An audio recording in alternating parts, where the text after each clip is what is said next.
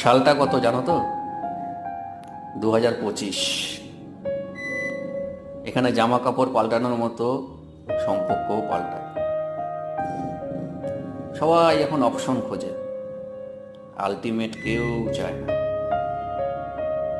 তাই আমি বলি কি, ভালোবাসছো ভাসো, কোনো অসুবিধা নেই তাতে, কিন্তু ভালোবেসে মাখামাখি করো না,